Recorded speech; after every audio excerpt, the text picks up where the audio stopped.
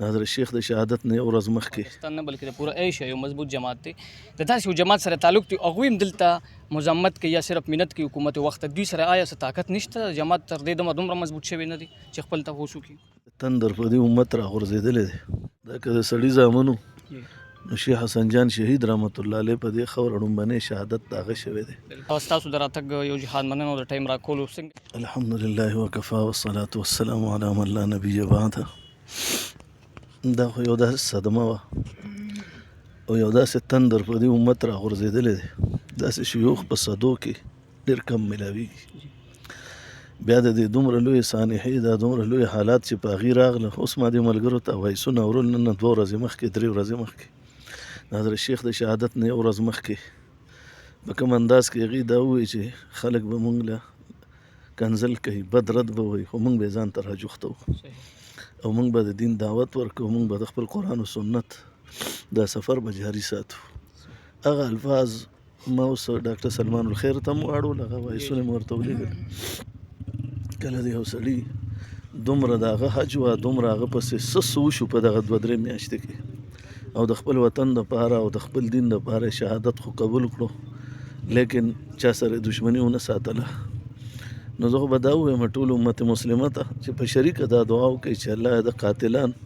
څوک چې د هغې سهولتکار دي چا چې رای ورکړې ده څوک چې پې خوشحاله دي په دې شهادت چې څوک د هغه په قتل باندې خوشحاله دي الله دې ټول نیست و نابود کړي او الله دې تباه و برباد کړي او د هغه نعمت بدل دې الله امت مسلمه له ورکړي او پروردګار دې په دې قبر انوارات ووري حضرت یقینا چې ستاسو الفاظ او دا ظاهریږي چې تاسو هم د برداشت نه بار د خو لحاظه ستاسو اقوال د قوم لپاره یا د عوامو لپاره ډېره فایده لري زه به دا پوښتنه لرم د وزیر اعظم صاحب وزیر اعلی صاحب څومره چې وګړي دي هغوی صرف مذمت کړی دی مذمت خو زموږ غوندې عوامو خلکو کار دی څه ګڼئ دوی له مذمت پکار دی که نه پوره تحقیق او معلومات دا که د سړي زامنو نو شیخ حسن جان شهید رحمت الله علیه په دې خاوره ړومبنی شهادت د هغه شوی دی بیا د هغې نه بعد سلسله وار را روان دي نو که چېرې د یو جینۍ ټک ټاکرې قاتلان په ګنټه کې دننه نیولی شي نو دومره شیخ قاتلان ولې کولاو ګرځي او لیدلی شوي کسان ولې داسې کولاو ګرځي دې علاقې نه ووتل څنګه زه خو دا وایم ټول حکومت ته چې د حکومت هره اداره ده که هغه آرمي ده که هغه فوج دی که افسران دي که وزیر اعظم دی که وزیر اعلی دی که گورنر دی که صدر دی کم از کم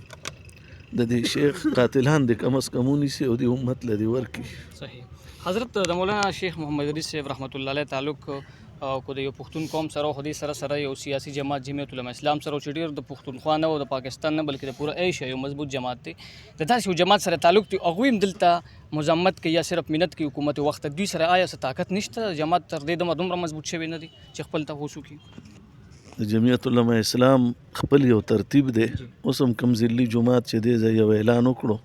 او بل ورځ صوبایي شورا کې کوم عمومي کې کوم اعلان شوی دی او پریس کانفرنس چې کوم ارجنټ شو ایمرجنسي کې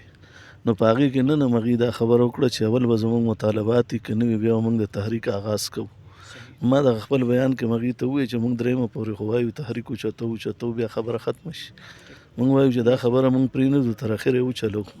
چې دا قاتلان الله تعالی د قوم له په لاس ورکړي صحیح حضرت اخیره پوښتنه د شیخ محمد ادریس صاحب رحمت الله علیه عوامو کې د دومره مقبولیت څه وجه کیدی شي اخلاص جی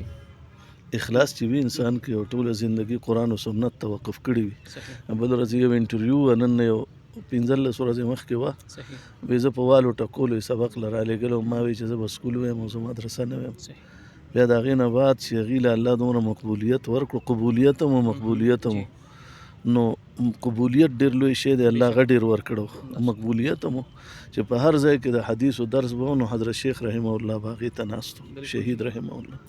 او الله دې هغه درسونه همیشه دپاره جاري او ساري وساتي ډېره مننه د قاري صاحب مبارک ته وخت راکول یو جهاد مننه رب مطلبات لره الله تاسو ته مننه